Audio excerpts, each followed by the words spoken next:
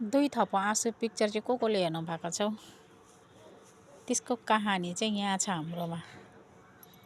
त्यो पिक्चरको कहानी चाहिँ किनभने चाहिँ त्यो पिक्चरमा चाहिँ अब उसको आमा मरेर चाहिँ अर्को हिरोनीले चाहिँ नानीको आमा भएको हुन्छ नि त। त्यस्तै बिचारा यसको चाहिँ आमा चाहिँ मैले बेचिदिएँ यो नानीहरूको। र अन्त चाहिँ उसको दिदीले चाहिँ आमा बनेर एकदम यसलाई चाहिँ स्याहार्ने गर्छ नि। यहाँनिर माया लाग्दो सुटिङ छ। यो चाहिँ उसको दिदी हो खासमा चाहिँ।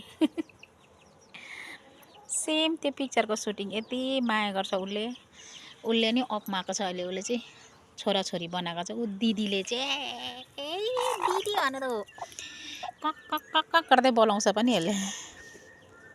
यो पनि दिदी बहिनी हो तर यसले चाहिँ ठुङ्छ। यता हुनुहुन्छ भनकेसी। यो चाहिँ फेरि शिव श्रेष्ठ हो। यो चाहिँ साइड हिरोनी। यो भनकेसी चाहिँ उहाँको नानी स्याहार्ने। उसले सानो माया गर्दैन। यो साइड हिरोले चाहिँ टोक्दै फ्याङ्छ। यो शिव श्रेष्ठ बनाउँदो रहेछ। पशुहरूको पनि यति मानवता हुँदो रहेछ।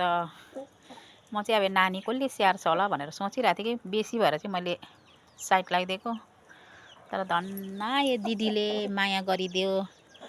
सेम त्यो दुई थप आँसु पिक्चरको चाहिँ याद आयो मलाई। सानो हुँदा हेरेको थिएँ।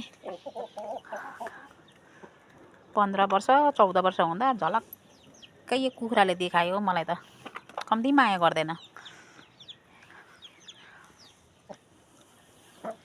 पशु पन्छीहरूको पनि मानवता हुँदो रहेछ भन्ने कुरो चाहिँ देखियो भनेर नि भिडियो बनाइदिएको। कम्ती लङ भएन भिडियो पनि।